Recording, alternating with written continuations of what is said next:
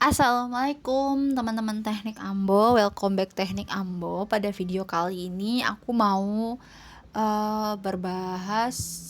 berbagi tentang mata kuliah Bahasa Indonesia semester 3 untuk jurusan Teknik Elektro. Nah, sebelumnya di video prepare aku udah jelasin tuh sedikit tentang apa aja yang dibahas di semester 3 Bahasa Indonesia. Tapi di video kali ini aku ingin lebih mendalam, jadi teman-teman lebih bisa mendapatkan gambaran gimana sih belajar bahasa Indonesia di teknik itu. Seperti aku jelaskan pada video sebelumnya, di bahasa Indonesia ini ada 5 materi besar yang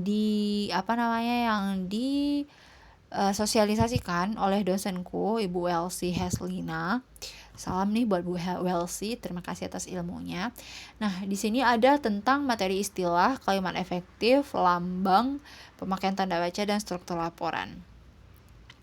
Sebenarnya semua materi ini merupakan materi pecahan yang aku dapat dari pembagian kelompok. Jadi materinya bukan ini aja, masih banyak banget materi lainnya. Tapi kebetulan di kelompokku itu dan materinya yang ada di aku itu cuma materiku sendiri. Jadi di sini ada materi tentang ada 5 gitu ya. Jadi kita diacak terus secara random dengan kelompok kita. Nanti setiap minggunya kita akan tampil dengan materi yang berbeda, dan itu asik banget menurutku. Dan teman-teman juga harus hati-hati tuh sama teman-teman yang sukanya nanya gitu ya, sebenarnya nggak suka tapi gimana gitu ya. Ya begitulah dunia perkuliahan, kita harus saling tikung menikung untuk mendapatkan nilai terbaik. Iya. Dan yang paling penting di bahasa Indonesia ini, kita akan belajar tentang struktur penulisan tugas akhir, dan ini akan aku khususkan di satu video, akan aku bahas, akan aku kupas tuntas supaya teman-teman lebih punya gambaran gimana caranya buat tugas akhir nanti, biar nggak banyak-banyak revisi, nggak boros kertas dan lain sebagainya. Oke ya. Nah, untuk sekarang aku akan bahas tentang materi perkuliahnya dulu nih di sama Bu Elsie ini. Yang pertama tentang istilah, ini adalah 5 PPT yang ada selama aku kuliah gitu ya. Kebetulan ini ada yang campuran, ini ada aku, ini ada aku, ini nggak ada, ini ada gitu ya. Ini dia. Nah, di sini pertama tentang istilah.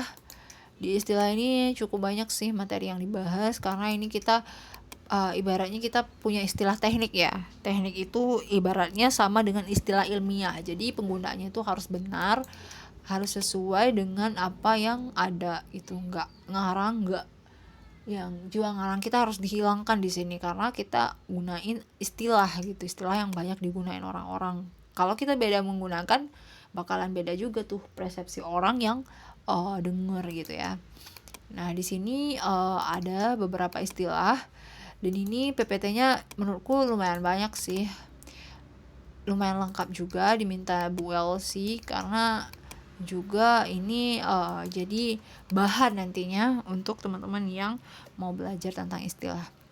Next, itu di kalimat efektif. Nah, di kalimat efektif ini juga sama, kita bikin PPT mulai dari definisi, fungsi, kesepadanan, lain sebagainya. Dan ini lumayan banyak karena menurutku ini juga penting agar dalam penulisan kita nggak bertele-tele gitu. Dan ini materinya sangat lengkap plus dengan kesimpulan yang kita bikin. Lanjut ke lambang. Nah, di sini materinya itu tentang aspek semantik singkatan lambang dalam istilah gitu ya.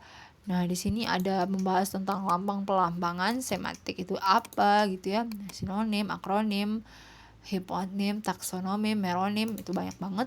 Dan ini akan dibahas satu per satu. Dan ini karena bukan bidangku, jadi aku takut salah sampaikan. Nanti materinya akan aku bagikan ya. Lanjut, itu ada pemakaian tanda baca, di mana pemakaian tanda baca itu lingkupnya itu EYT seperti kayak ini ya. Ada pemakaian huruf, penulisan kata, penulisan unsur serapan, tanda baca terakhir. Jadi ini kayak apa ya, kita dibentuk banget untuk buat tulisan itu supaya benar-benar sesuai dengan syarat dan standar yang ada. Yang terakhir itu ada penulisan laporan. Strukturnya itu gimana? Karena di sini kita digambarkan banget ya cara penulis laporan, sifatnya gimana, jenisnya apa. Ya, ini harus kita jelaskan gitu. Nah, bahkan gimana posisi kertasnya pun harus digambarkan gitu ya. Actually ini bagus banget. Dan yang paling penting, daftar pustaka di setiap laporan itu mahasiswa diwajibkan bisa menuliskan laporan pustaka yang benar, baik dan benar gitu ya. Nah, selain itu nanti setelah kita udah tampil PPT maupun makalahnya kita print out, dikumpul ke dosen gitu sih sistemnya aku sama Bu Elsie. Lanjutnya itu nanti akan ada juga struktur penulisan laporan. Di next video aku akan bahas kupas tuntas tentang struktur penulisan laporan. Jadi buat teman-teman yang bakalan bingung gimana cara menulis struktur laporan, kita bertemu di video berikutnya. Oke, mungkin untuk video kali ini demikian dulu. Jika ada pertanyaan, kita diskusi di kolom komentar. Oke, Assalamualaikum warahmatullahi wabarakatuh.